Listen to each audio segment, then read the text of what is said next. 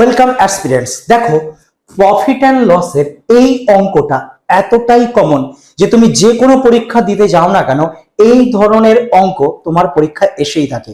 তো এই অঙ্কটাকেই সবচেয়ে ছোট এবং সবচেয়ে সহজভাবে কিভাবে আমরা সলভ করতে পারি সেটাই আজকে আমরা দেখব। ওকে, দেখো বলেছে চিনির মূল্য 20% হ্রাস পাওয়ায় এক ব্যক্তি 160 টাকায় 4 কেজি চিনি বেশি কিনতে পারেন, তাহলে প্রতি কেজি চিনের আসল মূল্য বা হ্রাসের পূর্বে কত দাম ছিল।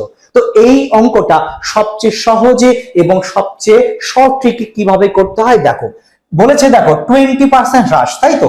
তাহলে 20%টাকে আমি 20% লিখে দিলাম। আচ্ছা, এর জন্য কি হয়েছে? 4 কেজি চিনি তিনি বেশি কিনতে পারছেন, মানে এখানে 4 কেজি লিখে দিলাম। এবার এটাকে আমরা কি করব? এবার এটাকে এই যে 20%টাকে রয়েছে, এই 20%টাকে তুমি 100% কভার করো, মানে কনভার্ট করো। কিভাবে? ভালো করে দেখো, এই 20%টাকে আমি 100% কিভাবে কনভার্ট করতে পারি।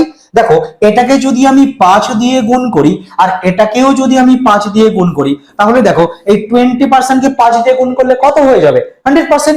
আর এটাকে 5 দিয়ে গুণ করলে হয়ে যাবে কত? 4 5 20 কেজি। তার মানে যে এখন আমি কত কেজি পাচ্ছি? এখন আমি 20 কেজি পাচ্ছি।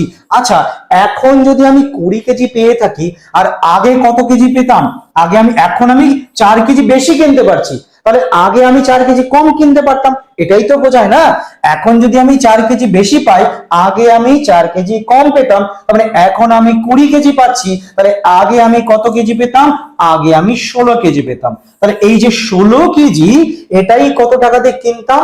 এটাই কিনতাম আমরা 160 টাকা দিয়ে। তাহলে এই 160 টাকাতে পাওয়া যায় 16 কেজি। তাহলে প্রত্যেক কেজির দাম কত? 16 দিয়ে কাটলে 1 মানে 10, তাহলে প্রত্যেক কেজির দাম 10 টাকা। ওকে, চলো এই ধরনের আরেকটা কোশ্চেন তোমাদের আমি হোমওয়ার্ক দিচ্ছি, তোমরা চেষ্টা করবে এই অঙ্কটা এই পদ্ধতিতে সলভ করার। আর এই রকমই ভাবে তোমরা যদি অঙ্ক শিখতে চাও, আমাদের 7.0 batch, practice batch, panchayat batch, পুলিশের ব্যাচ, বিভিন্ন ব্যাচ রয়েছে। তোমরা এই বিভিন্ন ব্যাচে তোমরা এনরোল করতে পারো নিজেদেরকে।